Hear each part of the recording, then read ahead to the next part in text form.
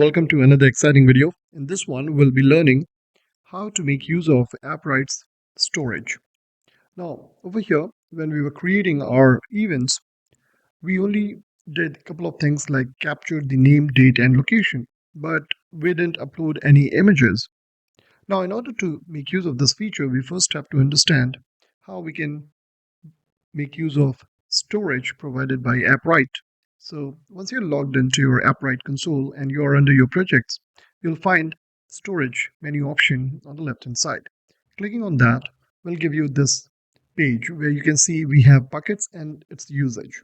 So here you can create 3 buckets if you are having a free account.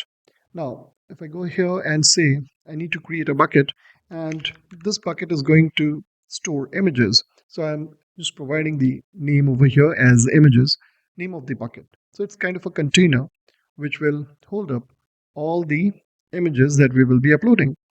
Now, once we have created the images, you will find the ID of that particular bucket.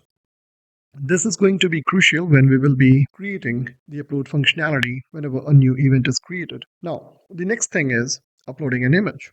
So here you can see that we have this create file option. If I click on this one, I'll be provided with this upload feature, and there are 2 parts to it, create and then permissions.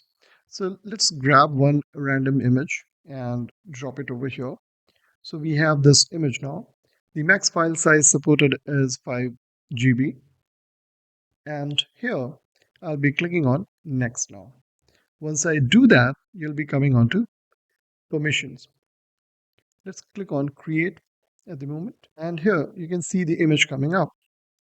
Now under settings, you can go to permissions.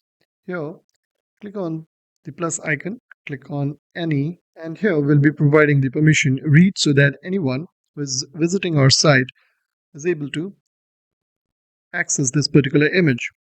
Now if I go back, click on files over here and click on the actual file, you'll find a couple of things over here, the preview of the image and then the file URL. Now if I copy this URL and paste it in a new tab, you'll notice that I'm able to access the image because now I have provided that permission of read access to any role. I also have the option to download it, or I can go ahead and delete this file.